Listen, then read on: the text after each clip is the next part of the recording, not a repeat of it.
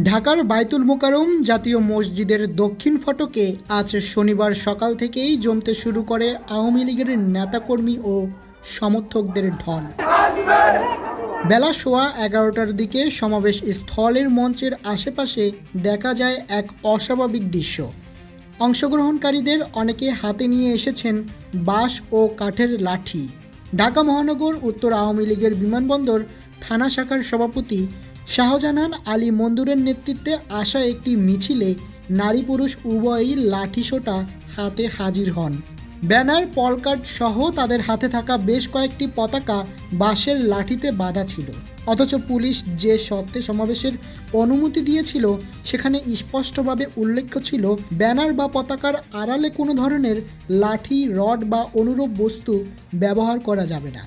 সমাবেশস্থলে এরই মধ্যে উপস্থিত হয়েছেন আওয়ামী লীগের শীর্ষ নেতারা।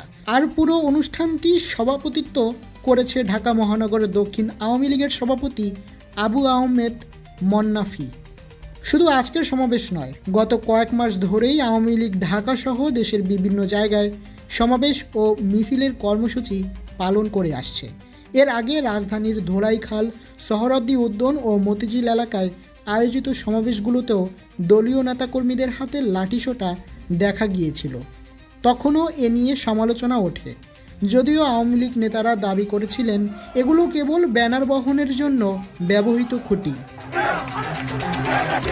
অন্যদিকে আইনশৃঙ্খলা রক্ষাকারী বাহিনীর পক্ষ থেকে বারবার বলা হচ্ছে রাজনৈতিক সমাবেশে অস্ত্র সদৃশ্য কোনো বস্তু আনা হলে তা উস্কানি সৃষ্টি করতে পারে, যা গণজামায়াতে নিরাপত্তার জন্য হুমকি। তবুও বাস্তবে দেখা যাচ্ছে এই নিষেধাজ্ঞা বারবার ভঙ্গ হচ্ছে। রাজনৈতিক বিশ্লেষকরা বলছেন বর্তমানে রাজনৈতিক অস্থিরতার প্রেক্ষাপটে আওয়ামী লীগের এই ধরনের শক্তির প্রদর্শন একদিকে নিজেদের কর্মীদের উজ্জীবিত করছে, অন্যদিকে বিরোধী রাজনৈতিক শক্তির সঙ্গে সম্ভাব্য সংঘর্ষের সংখ্যাও তৈরি করছে। বিশেষ করে নির্বাচন ঘনিয়ে আসায় রাজনৈতিক সমাবেশগুলোতে উত্তেজনা আগের চেয়ে বেড়েছে।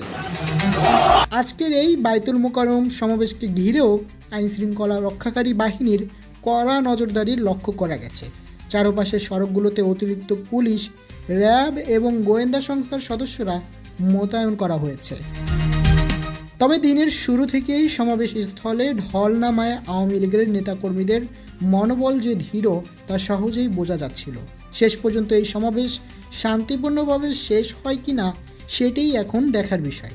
তবে রাজনৈতিক সমাবেশের লাঠিসোঁটা হাতে মিছিলের উপস্থিতি আবারও নতুন করে বিতর্কের জন্ম দিয়েছে।